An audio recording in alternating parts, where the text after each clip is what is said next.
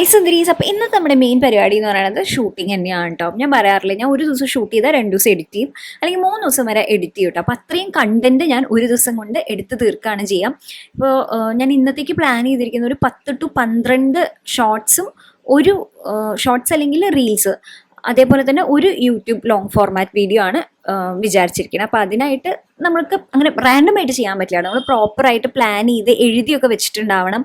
അപ്പോൾ റിവ്യൂ ഒക്കെ ആകുമ്പോൾ നമ്മൾ ഇത്രയും നാൾ ട്രൈ ചെയ്ത് നോക്കിയിട്ട് എന്താണ് അതിൽ നിന്ന് ഫീൽ ചെയ്തേ, അങ്ങനത്തെ കാര്യങ്ങളൊക്കെ ഉണ്ടല്ലോ, അതൊക്കെ ഞാനൊക്കെ എഴുതിയൊക്കെ വെക്കും. അപ്പോൾ അങ്ങനെ ആകുമ്പോഴാണ് നമുക്ക് ഒറ്റ ദിവസം കൊണ്ട് ഇത്രയും ഷൂട്ട് ചെയ്യാൻ പറ്റുന്നത് കേട്ടോ. അങ്ങനെ ആകുമ്പോൾ ഞാൻ വിചാരിക്കണം എന്താ വെച്ചാൽ 2 ദിവസം പിന്നെ ബ്രേക്ക് എടുക്കുമ്പോൾ അപ്പോൾ നമുക്ക് മേക്കപ്പ് ഒന്നും അത്ര ചെയ്യണ്ടല്ലോ. എന്നാലും ചിലപ്പോഴൊക്കെ ട്രൈ ചെയ്ത് നോക്കണം കേട്ടോ. ട്രൈ ചെയ്ത് നോക്കിയാലല്ലേ നമുക്ക് റിവ്യൂ പറയാൻ പറ്റുള്ളൂ. അങ്ങനെ ഒരു പ്രശ്നമുണ്ട് ഈ ജോലിക്ക്, എപ്പോഴും മേക്കപ്പ് ട്രൈ ചെയ്തുകൊണ്ടിരിക്കണം.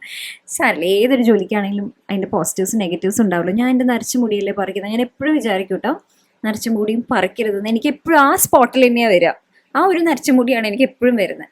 അത് തന്നെ ഞാൻ എന്നിട്ട് പറിച്ച് കളയുകയും ചെയ്യും. ഇതെനിക്ക് ഈ മുക്കുട്ടി മേക്കപ്പ് ചെയ്ത് തന്നാണ്. എൻ്റെ വീഡിയോ ഓൾറെഡി അപ്പായിട്ടുണ്ട്. ഞാൻ എന്നിട്ട് എൻ്റെ പഴയ ഫോട്ടോ ജസ്റ്റ് ഒന്ന് എടുത്ത് നോക്കിയത്, അയ്യോ എത്ര മുടിയായിരുന്നല്ലേ. എനിക്കെന്നെ അതിശയം.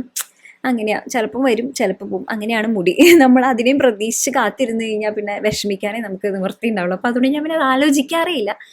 ദാറ്റ്സ് ഓക്കെ, ഇത് അതിൻ്റെ ഒരു ഭാഗമാണ് അല്ലേ. അപ്പം ശരി, ബൈ.